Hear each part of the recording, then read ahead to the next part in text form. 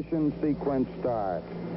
6, 5, 4, 3, 2, 1, 0. All engine running. Good morning and welcome to this edition of Claws to the Wall. I'm your host, Jordan Young, and today, I don't have any other way to say this, but we have a legend, an icon, a woman who did great things for the Lady Rattler basketball team back in the 90s. Let's just go down this amazing resume that she has. 5A high school state championship in 1992.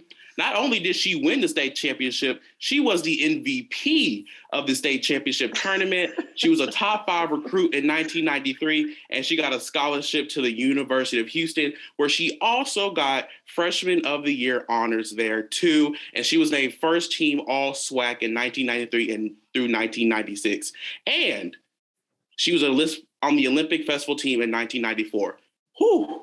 That is a resume right there. So let's go ahead and get this started, and let's talk to my boy Koby. So for some people who don't know, this is Patricia Luckey, aka Pat Luckey. Pat, first of all, thank you for joining us. I know you've been very busy with your time. Real quick, I just want to start off by saying, what was it like going all the way to state, considering the fact you had to go against tough teams? What was it like making that championship run? It was first of all, I'm honored to be here. Thank you guys so much for having me on. But thinking back then, it was hard because we played against some really, really tough teams. Duncanville, Longview, Duncanville's always a powerhouse. I mean, they still a powerhouse now. So it was difficult, but I think the experience was great, but what really was awesome about it was we all played together as a team. I remember in some of those games, literally almost all the starters were in double digits. That makes a difference winning games. So Miss Luckey, just to speak about that championship run, what do you think was special about that team that carried y'all through? What characteristics did y'all have that you think led to that win in 1992? I think the characteristics that we had was we all had a position to play and we all played our position. No one was out of the way. We all just played the position we were supposed to play, and we all were coachable. We listened to our coach, Coach Nate Haynes. I mean, whatever he told us to do, we did. And we believed in him, he believed in us. And I just think we just really worked together as a team. We always knew as a team who the ball needs to be in the hands of at the end of the game. We knew who was going to bring the ball up. We knew who our shooters were. We really knew each other and respected each other's position. Now, Pat, it's just an immediate pleasure to say that you're on here. You're the most talented person that's ever touched a basketball I've ever spoke to in my life. So I'll just say that. I don't know about them. But obviously you've spent plenty of years on the basketball court scoring as a player, but you've also spent 15 years as a coach. With that experience going to a state championship, how did that carry over to your coaching career? Since you've had that experience, you could coach, your players to going to the same links. How does that impact you as a coach? I think what impacted me as a coach was the fact that on that team, when, in the 90s in our high school, we all had different personalities, different characteristics, different backgrounds. Each of us had different stuff going on at home. It's just really a plethora of everything, right? And so it helped me as a coach because now I can coach any kid. Now I know if a kid comes from a rough background, I know how to handle that. If a kid comes from an affluent background, I know how to handle that. And so I believe that's what really makes me, who I am today, is because of all of that. We really had a very diverse team. Everybody came from different backgrounds, like I said. Different stuff was going on in everybody. We all had different characteristics. Some of us are real good in school. Some of us weren't real good in school. We're just kind of barely getting by. So, I just think that that's what really makes me the coach that I am today, is because I'm able to coach any kid. Pat, here, I wanted to get some words of wisdom from you. I know that you've had all this experience, high school, college. WNBA, coaching, all this. So I want to just crack some words of wisdom out of you for the girls that are coming up now in this age. You know, it's different than it was in the 90s with this age with social media. I want to get your advice to the girls out there that are in high school, that are in middle school, that, you know, want that dream, that are chasing that dream of being in the WNBA, being, you know, getting to a D1 school. What would you tell them, you know, on what to do in today's age, and, you know, just words of wisdom and advice for them? Well, the first thing I would say is whatever dream you're chasing, make sure it's your dream. Make sure you're not chasing a dream for someone else. You're not chasing a dream for your parents. You're not chasing a dream because that's what everybody expects you to do. That you're chasing a dream because that's really what you want to do. You know, I think in middle school, it's more, I like it, but my friends are playing, you know, let's just kind of play, right? When you get to high school, it's a little different because, you want to play. Now you have to try out for the team. And now, you know, some girls are better, some girls are not. So you're rethinking it. Is this really what I want to do? You know, so that would be the first thing, is whatever dream you're chasing, make sure it's your dream, you know, because you're the one who has to live it. Everyone else doesn't have to live it. And to be honest, you know, all the little accolades and credentials that y'all pitched out, it was a difficult road. That road is not easy. You know, it looks easy because you're seeing me now, I'm smiling and, hey, how you doing, and all that type of stuff. But it was a difficult road. It was countless hours of working out. It was countless hours of listening to people in the background telling you what you can and cannot do. You know, countless hours of people talking about you. You know, she ain't gonna make it. She's not that good. You know, that type of thing. In games, people challenging me all the time, you know, pretty much cussing me out while I'm on the court. You know, the coaches didn't know, but, you know, the players knew, you know, they're in your ear talking, you know, so you have to combat that type of stuff and not, you know, retaliate. So I think it's more that. And the other thing is when you decide to chase a dream, you have to make sure that you have addressed all your problems and issues before you start chasing that dream. Because if you have not addressed your personal problems and issues before you start chasing that dream, it's going to get in the way of it. Miss Pat, I'm so glad you spoke about that, especially with the Mamba mentality quote behind you from Kobe Bryant. Oh, you see that? Yes, that was going to be my next question, just about how you face adversity. So I'm really glad that you got into it. But in your career, you have lived dreams that a lot of us grow up wanting to do if you love sports. You won the state championship, and then you also got drafted to the WNBA. Tell me how draft night was for you. Like, how did that experience was that a dream of yours? So it's crazy because the WNBA started in '97. I was actually playing basketball overseas during that time. I was in Priolo, Sicily. And I was in a place called Malta. And I loved it there. So I was actually playing basketball overseas. When I came back, is when I had my son, my oldest son. I had him in '98. So, you know, I wasn't able to be in the draft or really go during that time because I was having my son. So after I had him, I went back to San Marcos. I had my son. And then I started working out. Like I started getting in the gym, working out, being around other, you know, athletes. And then that's kind of how I kind of actually got back into it, you know, after I had my son. And it just so happened that with Phoenix, the coach at the time when I was there was Cynthia Cooper.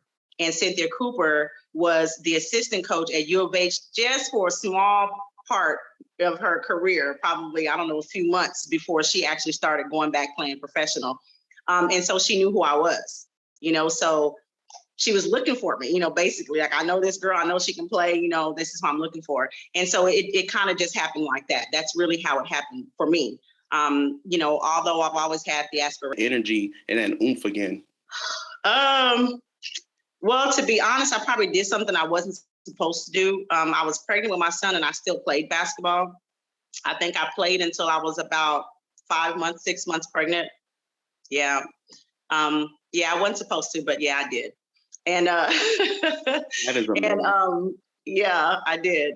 And yeah, crazy, but yeah, I did. I mean, and back then I was skinny too. And, you know, it wasn't like, you know, I was gaining a whole lot of weight. So I kind of hit it very well. But yeah, I mean, I still played.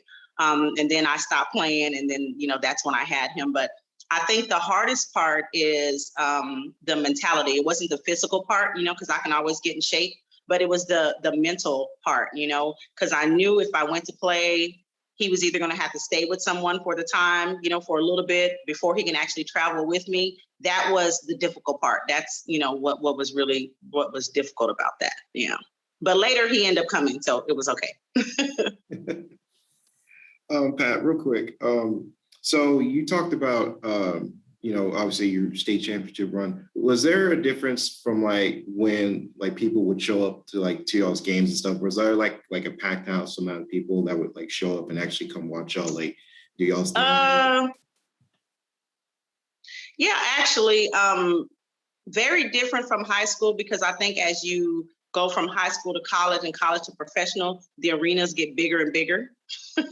So, being able to fill the arenas was kind of amazing. I think my first real experience was when I played at the University of Houston, and, we had a packed house. That was like amazing, like, oh my gosh, yeah. So it's just a difference of arenas. The arenas are bigger as you, go further along. So, but it was great playing in a I think at U of H, we were signing autographs all the time. I was signing autographs all the time. I mean, it's the best because everybody likes it. Like, the kids like it. But as a player, can you imagine signing 200, 300, 400 autographs all the time? It was a little difficult, but, it was fun for the kids. Coach, I know the saying pressure makes diamonds, right? And I just want to get into your head. When did you feel the most pressure in any of your career? Because I know athletes get burnt out a lot with the attention on them. Were there any point where you felt like you couldn't handle this anymore? And if there was a point, what got you through it? To be honest, I've never felt that way. That's my honest answer. I've never felt pressure to play or perform. I love the game. So I don't think, anybody can pressure me more than maybe myself, but, I just love the game. So I was never pressured. I mean, anytime somebody was playing, I was there. I never felt pressured. I never felt intimidated, by other players, or I just played basketball. The Kobe Bryant quote makes even more sense now. Right. It's the truth, though. It's really the truth. I never, I would get nervous before games sometimes, like anytime you're going to perform, you kind of get, a little nervous. But, once I was on the court, it was a wrap. I was good, I was good. How you started in the WNBA in its early years and how you seen it grow to where it is now here in 2022. And just want to get your comment on, its growth from when you were in it to where it is now, and what the WNBA and I guess the media needs to do to get more attention and more spotlight on girls, female hoops, because it is exciting. It is. It deserves to have packed houses, to be on national television, to have all games televised, not on ESPN2, on main ESPN, right? Yes. On ABC, primetime, Showtime. Right. It deserves it. So I just want to get your comment on what. Yeah. Well, I think it's going to take time.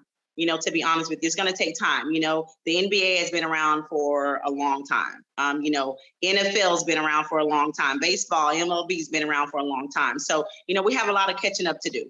On top of it being a women's sport, so it's like, it hasn't been, going on for a long time. And then it's a woman's sport, so it's just going to take time. I think it's just going to take time and patience and just keep pushing, keep pushing. The other thing is that when the WNBA first began, it was a lot of NBA teams that were helping, were helping along the way. And after a while, a lot of those NBA teams kind of was like, okay, y'all are on your own, now y'all are up and running, do your thing, which is good. And I think it's great, but it's difficult. It's hard. I think it's a rough road. We just got to keep pushing. I know they've taken out some teams from the WNBA. They've added some teams. Dallas has a team now, which is great. San Antonio used to have a team, don't have one anymore. Houston used to have a team, don't have one anymore, but Dallas does have a team.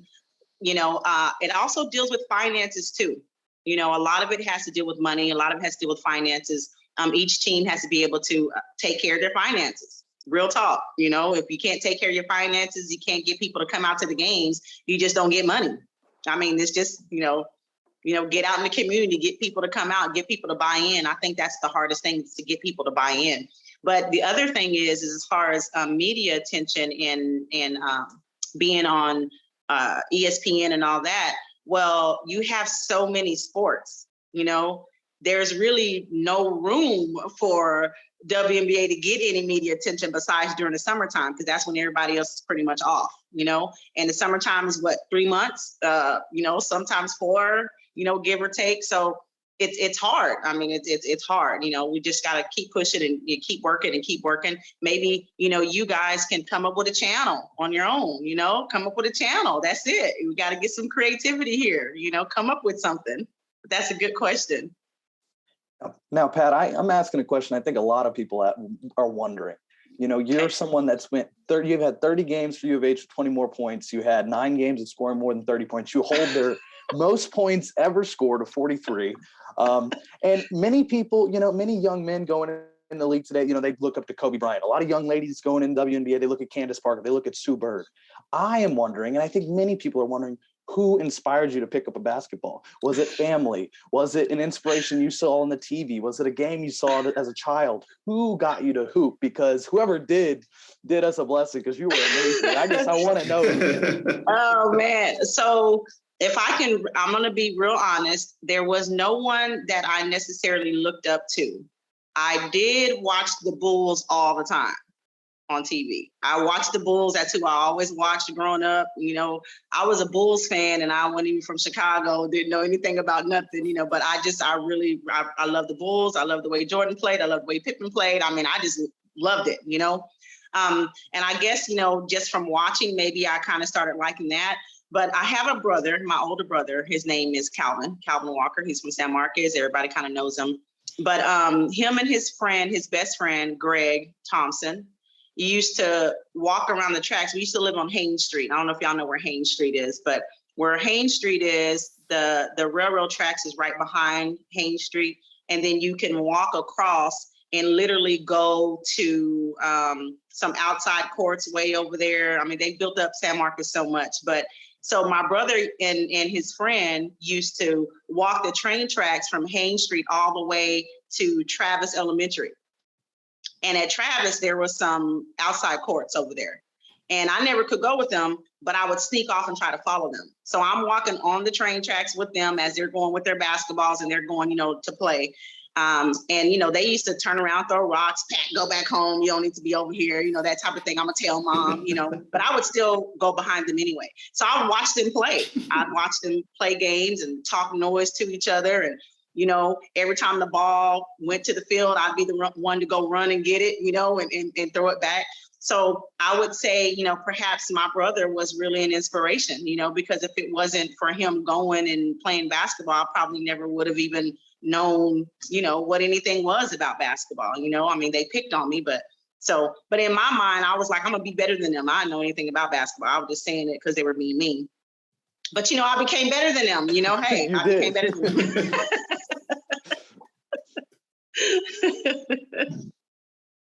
Coach, before we get you out of here, I just want to see, have you kept up with San Marcos girls basketball at all recently? So I used to keep up with San Marcos girls basketball a lot. I remember, oh my gosh, it's so many ages ago. I think a young lady, her name was Victoria. She was really good. I think back then they really could have, they really were in the running for the playoffs and going to state, you know, but they didn't.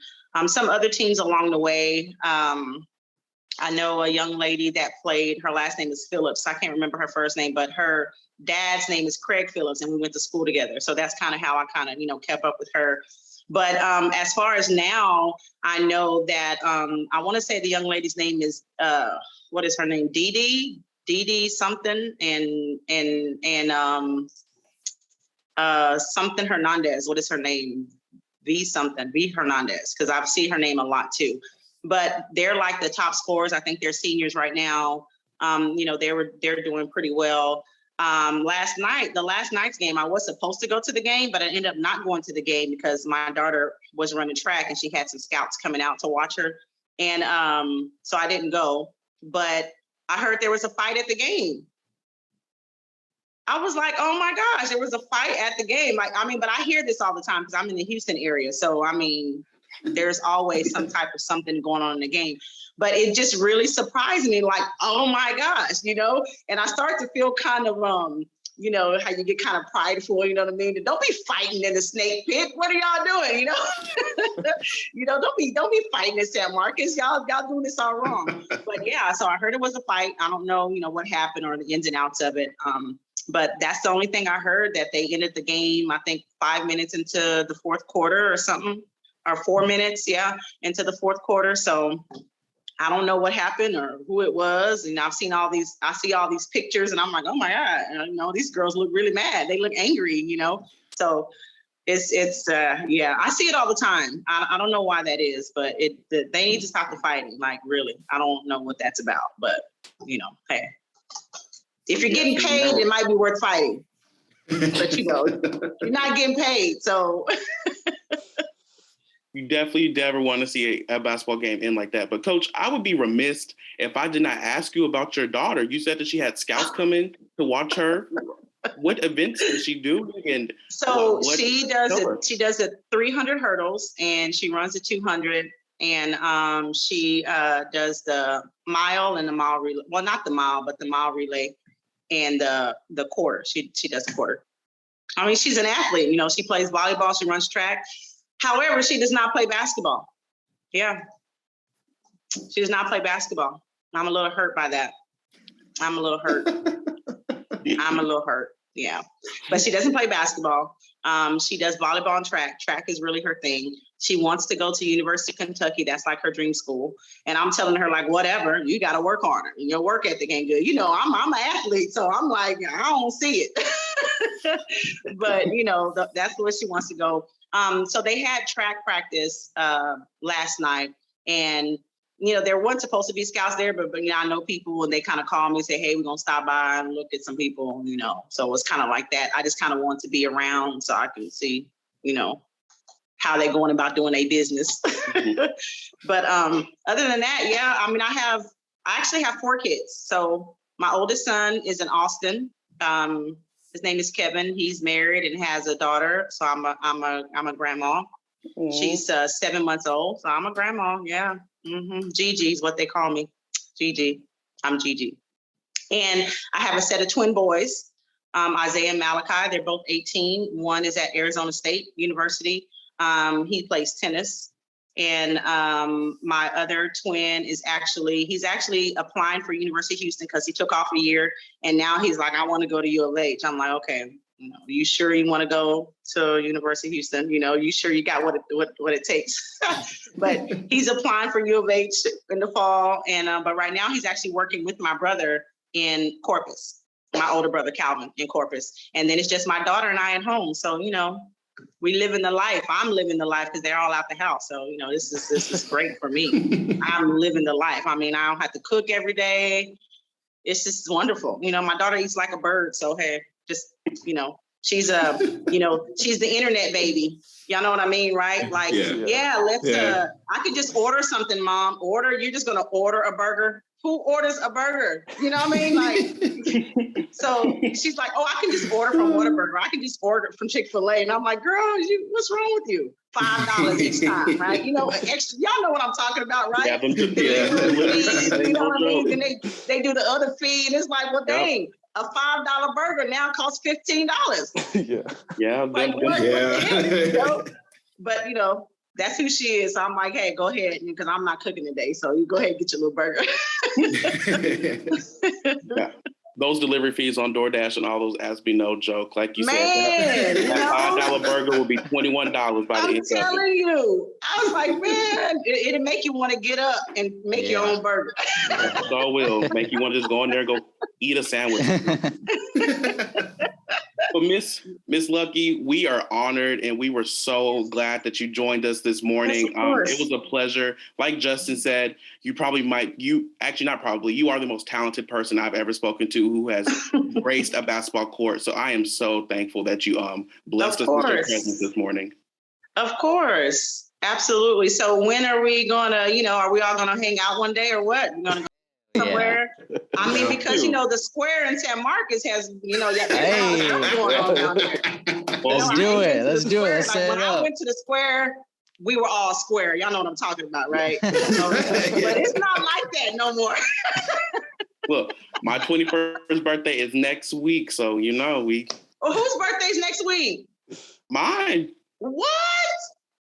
Oh, okay, yeah. We gotta celebrate. Okay, so listen, no, I'm serious. You guys have to email me a time and place, and I will be there. I'm so serious. Oh yes, let's do it. We gotta set it up. Let's do it. I'm serious, and all of y'all better be there too. Don't give me no I can't make it type stuff.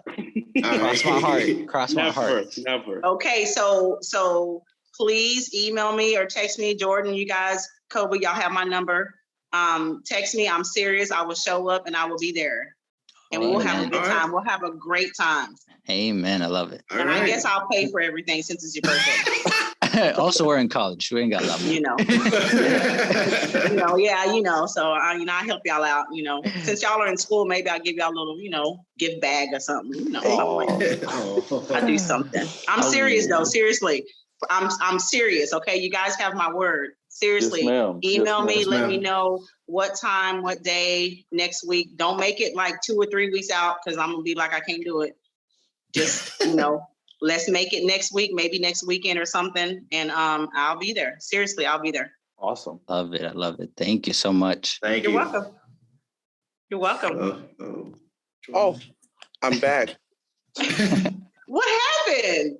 My laptop just completely shut down. I was panicking, but I'm so glad the host switched. Right. Oh yeah. This technology is good, Oh, just so y'all know, I'm actually working on opening a school. Oh, really? Oh, okay. Yes, Okay. an independent private school. Wow. I'm actually wanting to do one in the San Marcos area. I haven't found the location just yet, but I'm working on that right now. I'm wanting it's going to have like 2 pathways of study. You're either going to be studying sports and performing arts or sports and STEM. Oh, wow. So, That's fantastic. Breaking news here on the podcast. Yeah, right. Yeah. Breaking news. So y'all are the first to know this. I have not let everybody know. Oh, so you wow. guys are special. Honor. Thank you for letting us in on the honor, scoop. man. Yes, That is an that's honor. the scoop. That's the scoop. So I'm working on it. Amen. Well, when that becomes more official, please come back on here so we can talk about it a little bit more. Of course. Of course, I definitely will. So the name of the school is KPSE, Kingdom Prep School of Excellence. Kingdom Prep School of Yes, Excellence. Love it. Kingdom Prep School Excellence. Yeah. I mean, it's fitting for a career. Yeah. Right? Yep. So you guys will be first to know. I look forward to hanging out with y'all next week. Seriously, come on, Jordan, Koby. Y'all better get on that phone. Let me know what y'all want to do. Seriously. I will. All right. Okay, guys. Thank y'all so much. Bye. It was Of course. Justin. Bye. Bye, Thank you, Miss Justin. Pat. Bye. you Have a good one. Thank you, Miss All right. Pat. Well, she was amazing. That was great. Guys, that was fantastic. That was perfect.